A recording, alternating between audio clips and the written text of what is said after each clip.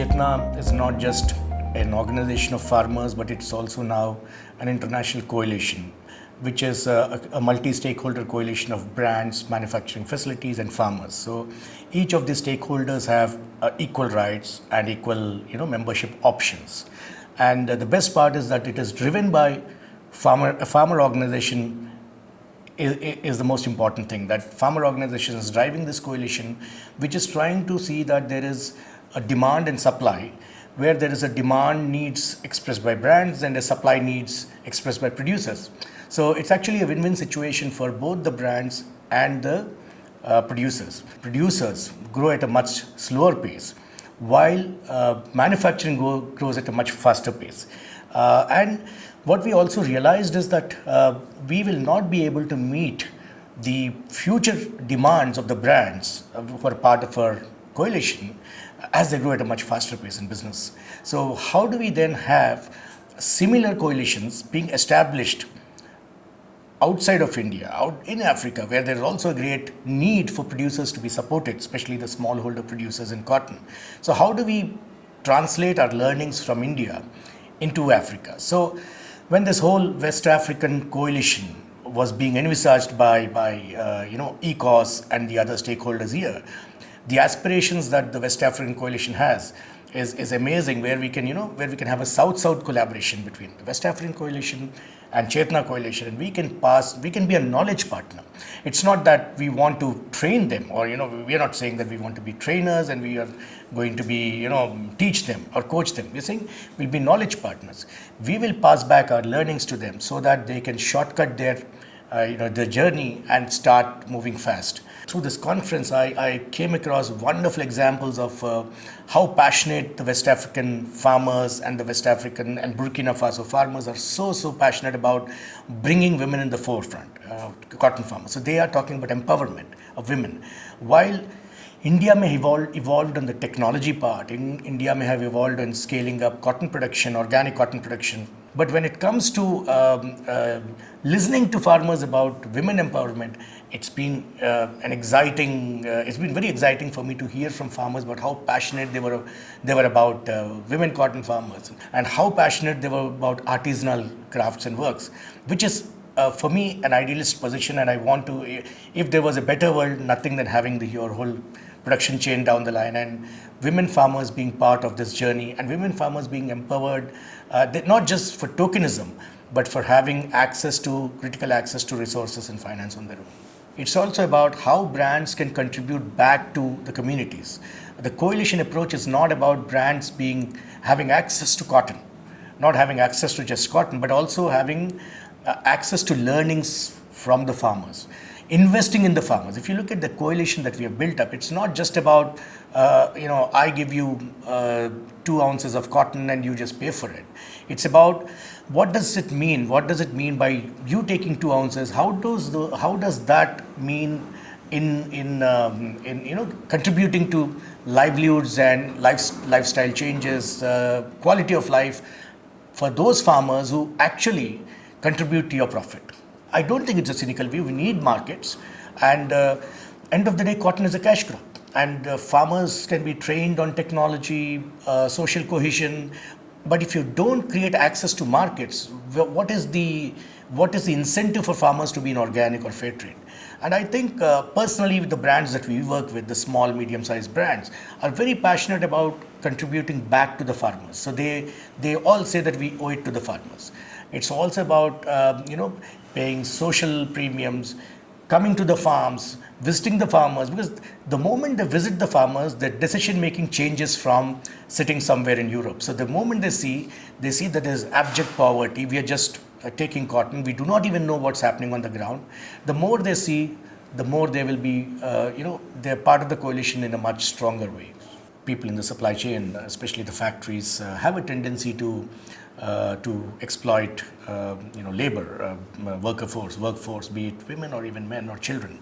And that's true especially in a cotton supply chain, which is very lengthy. There are so many players in the supply chain. Having said that, within the countries, there are also factory rules and laws that have been set up by the country governments. So there are policies in place. Whether they adhere to the policy or not is a different question. I do admit that not most of the times this do happen, but there are enough studies, enough material that is now coming up and being published, which are showcasing that companies are exploiting workforce. But again, they again link it back to the brands. They say that unless there is a behavioral change in purchasing, you cannot really change what's happening at the factory level. So if you cannot pay that $20 cents extra on a garment, how do you expect change to happen at the factory level? Because you are exploiting the brand. So the exploitation keeps going down and down. So end of the day, the factory workers do suffer. Yes, I admit. But there are also quite a lot of initiatives now around living wages and kind of adaptive living wages to different countries, and there are also investments coming from brands into factories, and with new governments having their own wage systems, including Bangladesh, which has now come up with a new law on workers in factories. So earlier it was about per month it was about I would say $80 per month. Now it's now increased to $150. When there's a law in place, you can always use that legal platform to enable change. So it's a good sign, you see, in Bangladesh after the Rana Plaza.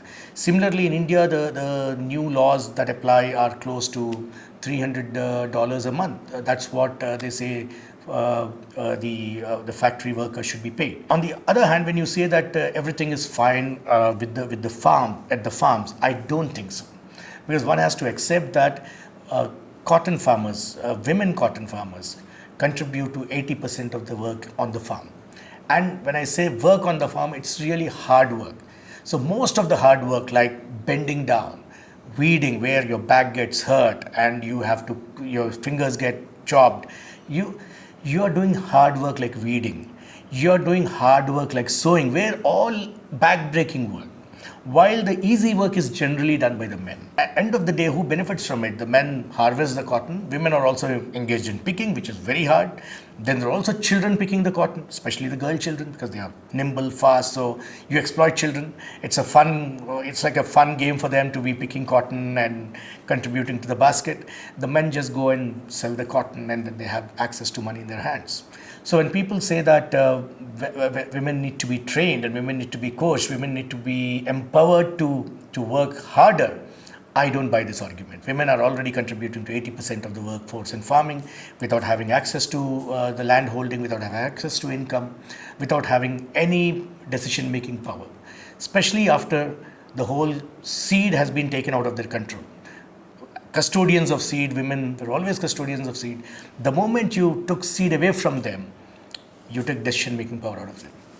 It's not just about the brands wanting cotton, but also how they can impact on food and nutrition security, child education for tribal children. So if you want to eliminate child labor, how do you do that?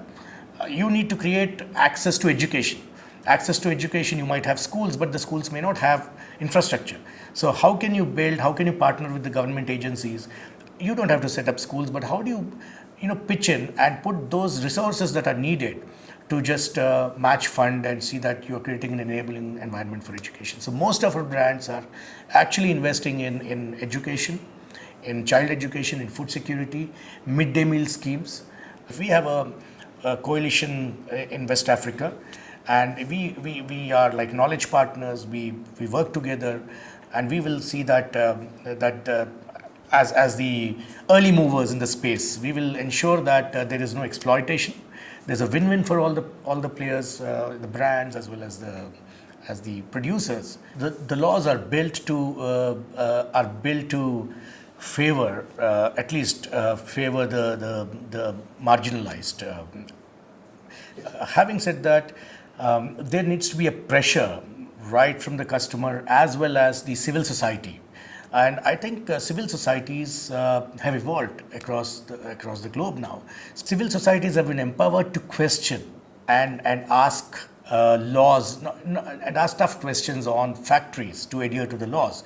But they're also putting pressure at the local level. The civil societies will put pressure on the factories, but these should then be translated for the civil societies in the northern countries to put pressure on the customers and the consumers. So which means the brands and consumers, especially it's about consumer education. If consumer is willing to pay $6 on a t-shirt instead of $5, and that $1 then and they understand that $1 goes back to the community, then you can see a great change. But for the moment, the consumers are not clear where does that go. They might be willing to pay that $1, but there is no traceability. People want to understand impact. Because if I want to pay more, I need to know where that $1 is going and how is it impacting lives. Because you are selling me a story that we're impacting it, and nobody is interested in snake oil theories.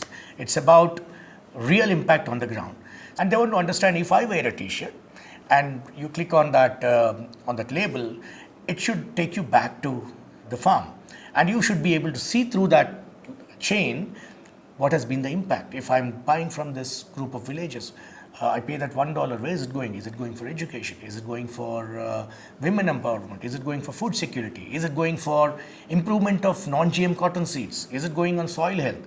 It is called Source Trace. It's a platform. It's actually an electronic platform that we have created, which looks at traceability to the last mile, the product from farm to the spinning mill. So you can actually track the yarn to the farm, and with that there are various other indicators that have been built in on the three pillars of sustainability: social, economic, and environmental. So that will then help the brands and also the projects to understand whether what we are doing is really impacting them positively or negatively, and that will help us to put corrective action if there are any challenges. So I think consumers want to know, and such traceable systems have to be inbuilt, and Chetna Coalition has put in place, and which the West African Coalition and supported by the Burkina Faso lead is wanting to put in place. So that's why you've also seen players like Farm Force, Source Trace making presentations and making a pitch. And today also consumers and brands do not have time to read reports like NGO reports. They want very smart looking, quick to understand graphs, photos, graphs and results. So creating dashboards that are easy to understand and easy to